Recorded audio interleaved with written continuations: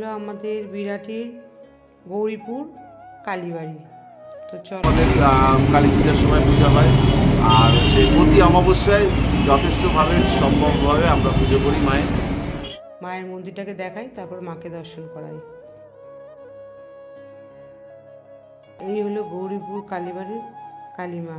তো মা কিন্তু অষ্টি পাথরের তৈরি, আর রূপোর সিংহাসনে কিন্তু মা বসে আছেন। আর মায়ের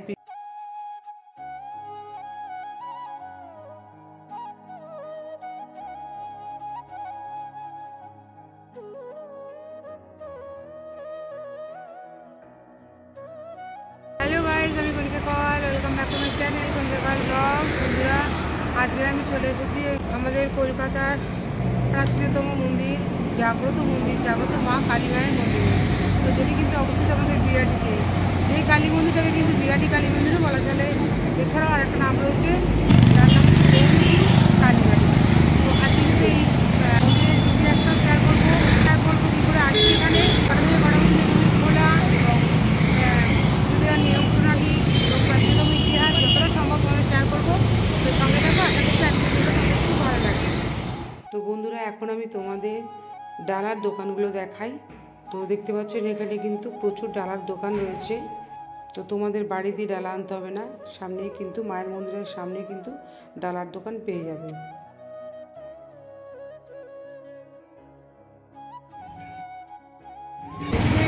কত দিয়ে ডালা শুরু?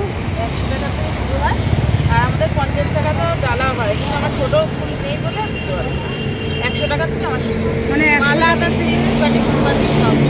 আর এই কাপড় নিলে কাপড়ের দাম আছে? কাপড় নিলে আমার নানান ধরনের আমার কাপড় আছে।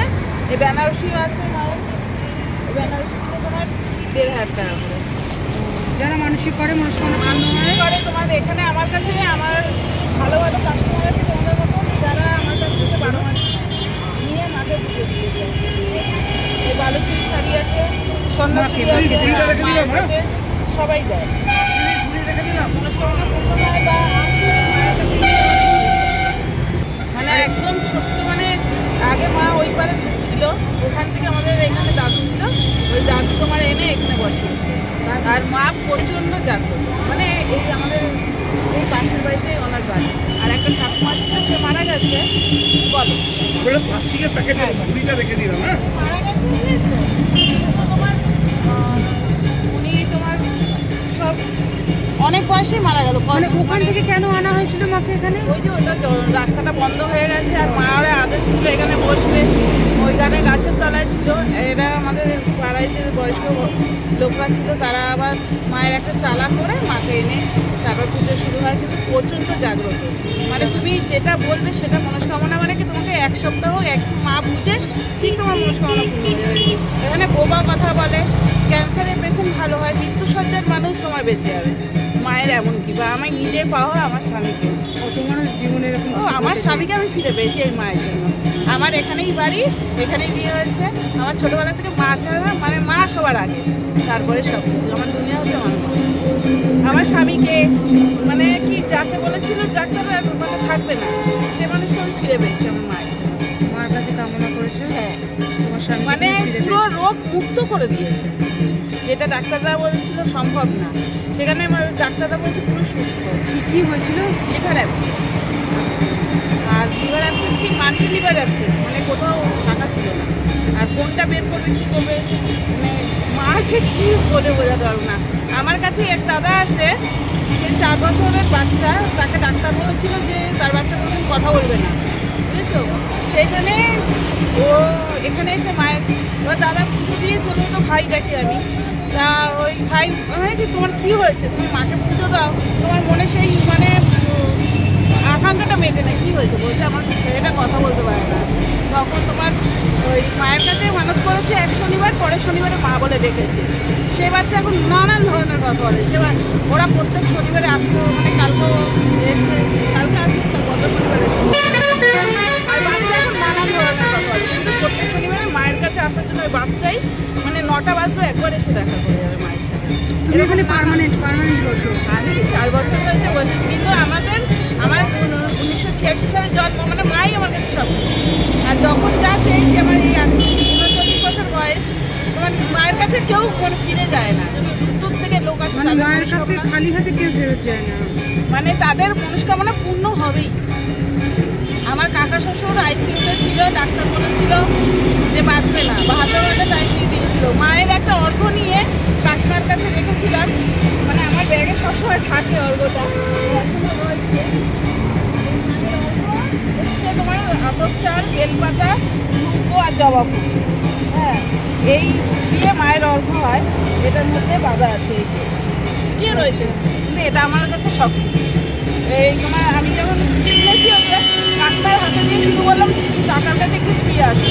আমি বিকেল 4টার সময় কাকার কাছে ছুঁয়ে দিই, মানে কাকা ছুঁয়ে এসছে। রাত্রি 7টার সময় আমাকে জেনারেল বেডে দিয়ে ডাক্তার বলছে এটা মিরাকেল, আমাদের কোনো হাত নেই। মানে এইরকমই আমাদের মায়ের ইচ্ছে, মানে সব কিছু।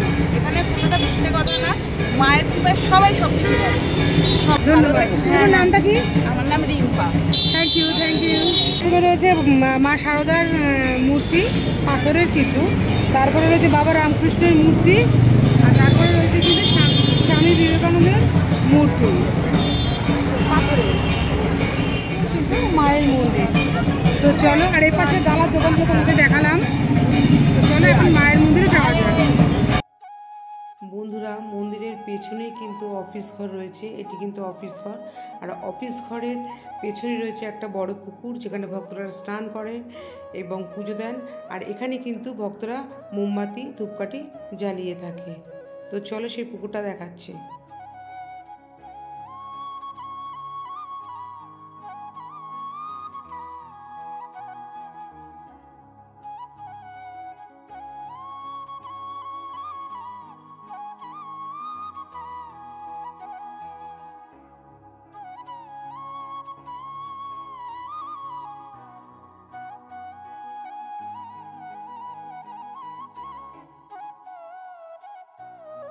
তো বন্ধুরা, এখন চলো তোমাদের মন্দিরটাকে দেখাই এবং মাকে দর্শন করাই।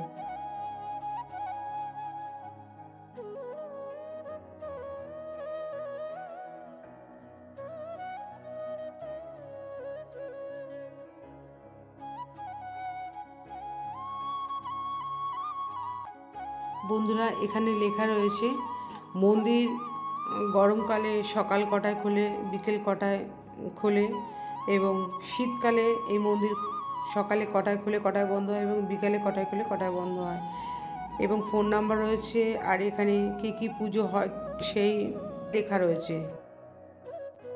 বন্ধুরা, এই হলো আমাদের বিরাটির গৌরীপুর কালীবাড়ি। তো চলো এখন মায়ের মন্দিরটাকে দেখাই, তারপর মাকে দর্শন করাই। বন্ধুরা, এই হলো গৌরীপুর কালীবাড়ির কালীমা। তো মা কিন্তু কষ্টি পাথরের তৈরি, আর রূপোর সিংহাসনে কিন্তু মা বসে আছেন। আর মায়ের পিছনে যে চালচিত্রটা সেটাও কিন্তু রূপোর। বন্ধুরা, মায়ের চূড়াটা কিন্তু সোনার, এবং মায়ের টিপটাও সোনার, জিভটাও সোনার, আর মায়ের খড়গটা কিন্তু রূপোর। তো তোমাদের ভালো করে দেখাচ্ছি, দেখো মাকে দর্শন করো, অপূর্ব সুন্দর কিন্তু মাকে দেখতে, দেখো।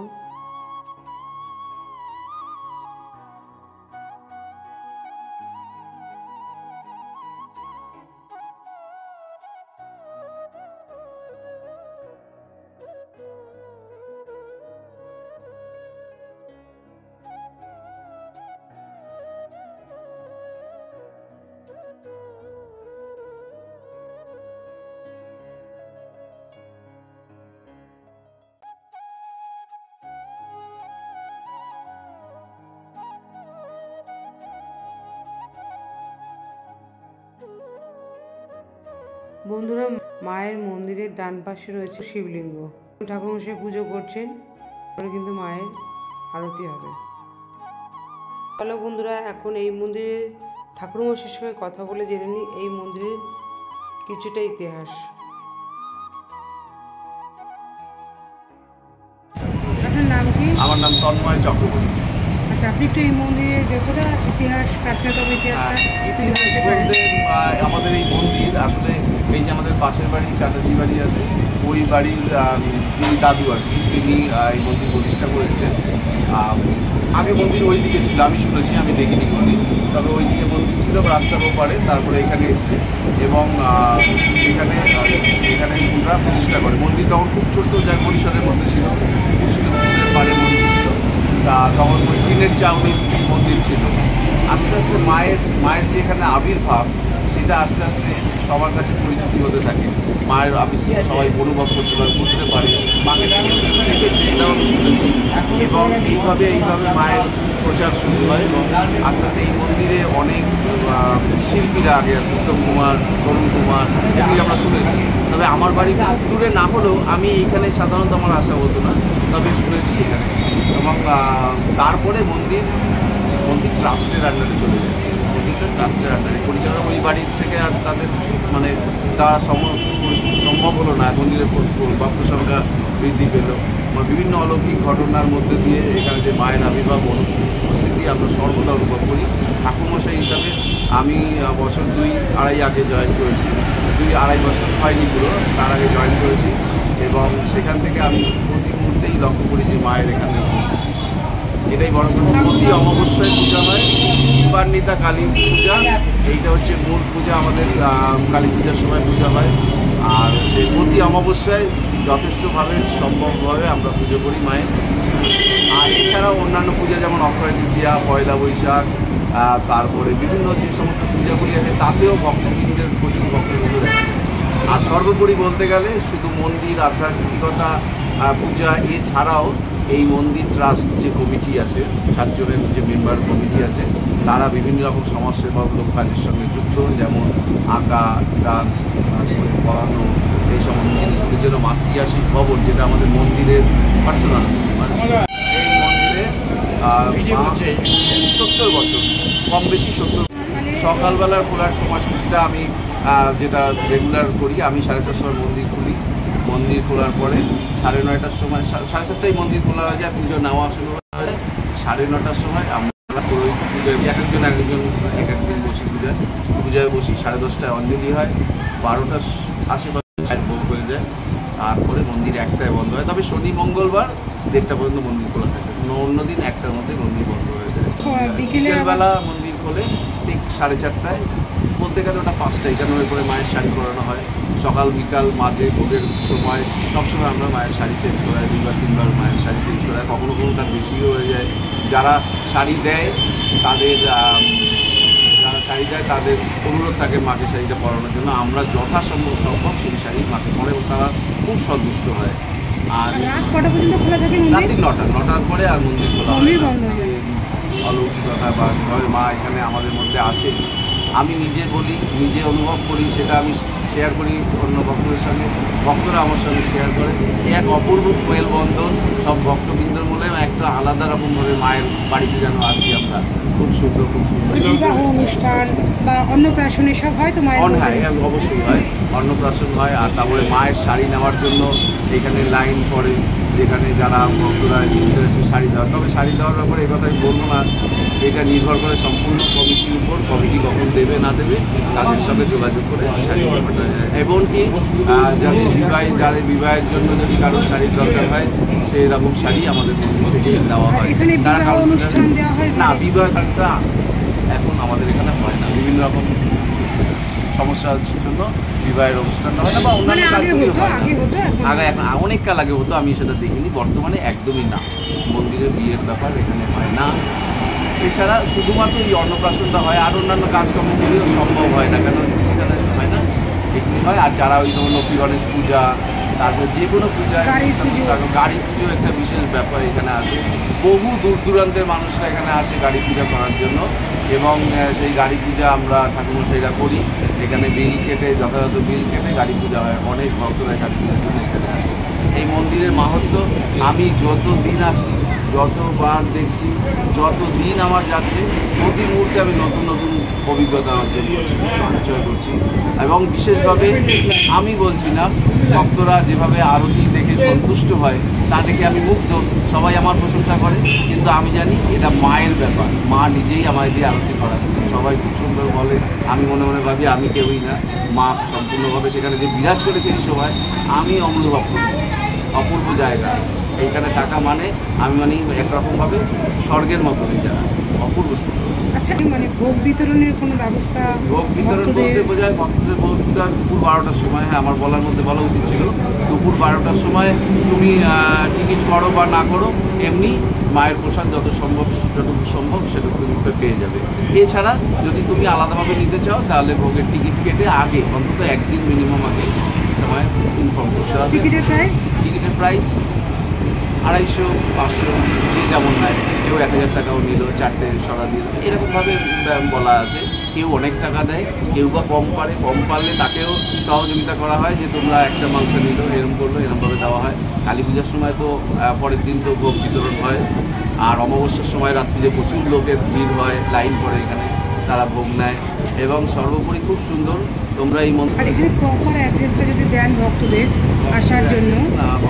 অ্যাড্রেস বলতে এইখানে খুবই সহজ, কারণ এটা তো একদমই রাস্তার পাশেই মন্দির। তো 1 নম্বর থেকে মধ্যমগ্রামগামী যে কোনো বাস হোক, অটো যা হোক, যাতে ওখান থেকে 1 নম্বর এয়ারপোর্ট থেকে মধ্যমগ্রামগামী যে কোনো বাস অটোতেই গৌরীপুর কালীবাড়ি বললে পরেই নামিয়ে দেবে। গৌরীপুর কালীবাড়ি, বিরাটি মোড়ের পরের স্টপেজ গৌরীপুর কালীবাড়ি। এ ওই বাস রাস্তা। ট্রেন রাস্তাও খুবই সোজা। বিরাটি স্টেশনে নেমেই অটোতে উঠলে পরে 1 নম্বর প্ল্যাটফর্মের ওই অটো থেকে উঠলে পরেই বিরাটি 1 নম্বর স্টেশনে পরে যে অটো থেকে বিরাটি মোড়, এবং বিরাটি মোড় থেকে 2 মিনিট 4 মিনিট হাঁটার পথেই আমাদের গৌরীপুর। খুব সুন্দর জায়গা। আর কাছাকাছি আর মেট্রোর কাজ পরবর্তীকালে শুরু হয়ে যাবে, তখন জানি না কীরকম। Thank you. তো বন্ধুরা, এখন কিন্তু মায়ের সন্ধ্যা আরতি শুরু হয়ে গেছে। তো এখন আমি তোমাদের সন্ধ্যা আরতি দর্শন করাবো এবং আমি নিজেও দর্শন করব। তো বন্ধুরা, যদি আজকের ভিডিও ভালো লাগে তাহলে কিন্তু অবশ্যই লাইক, কমেন্ট, শেয়ার করে দিও। আর নতুন বন্ধুরা সাবস্ক্রাইব করে আমার পাশে থেকো। তো এখন দেখতে থাকো গৌরীপুর কালীবাড়ির মায়ের সন্ধ্যা আরতি।